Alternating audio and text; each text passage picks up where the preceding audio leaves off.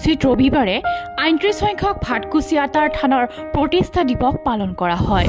বৰপেটা সত্ৰৰ শাখা সত্ৰ ভাটকুছি আটাৰ থানৰ ৩৯ সংখ্যক প্ৰতিষ্ঠা দিৱস উপলক্ষে ৰাতিপুৱা পতাকা উত্তোলন কৰা হয়।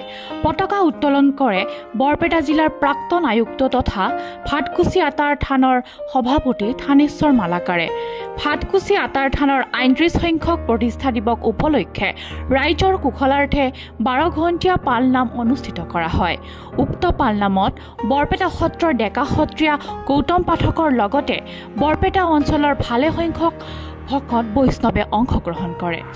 আজি আমাৰ ভাটকুছি থান সত্ৰ বৰপেটা ৩৮ সংখ্যক প্ৰতিষ্ঠা দিৱস আৰু পালনাম আৰম্ভ হৈছে আৰু আজি অসংখ্য লোকে ইয়াত সমবেত হৈছে। সকলোৱে ঈশ্বৰৰ ওচৰত ক্ষীৰ দোৱাইছে আৰু মহাপুৰুষ শংকৰদেৱে যি ধৰণে জাতি বৰ্ণ ধৰ্ম নিৰ্বিশেষে এখন সমাজ বিচাৰিছিল, সেই হিচাপে আজি এই পালনামত বিভিন্ন ধৰ্ম সম্প্ৰদায়ৰ লোকে সমবেত হৈছে আৰু প্ৰয়াত শিল্পী গকুল পাঠকক আজি স্মৰণ কৰিছোঁ।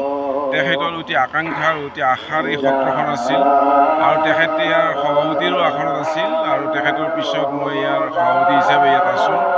আৰু এই সত্ৰখনৰ উন্নয়নৰ কাৰণে ইতিমধ্যে অসম চৰকাৰে জিলা প্ৰশাসনে সহায় কৰিছে আৰু সহায় নিশ্চয় কৰিব। আৰু মই ভাবোঁ যে এইখন এখন অতি জাকত জিলিকা এখন পৰ্যটনস্থলী হিচাপে ইয়াত পৰিগণিত হ'ব আৰু আমাৰ ওচৰ চুবুৰীয়া যিখিনি ডেকা যুৱক আছে, শিশু আছে, তেওঁলোকক আমি সত্ৰীয় সংস্কৃতি বা শিক্ষা এইবিলাক গঢ়ি তুলিবৰ কাৰণেও এই সত্ৰত এটা আমি কেন্দ্ৰ স্থাপন কৰাৰ কথা ভৱিষ্যতে পৰিকল্পনা কৰিছোঁ, যাতে আমাৰ ল'ৰা ছোৱালীবিলাকো শিক্ষা আৰু বৈষ্ণৱ সাহিত্য সংস্কৃতিৰ ক্ষেত্ৰত আগবাঢ়ি যাব পাৰে।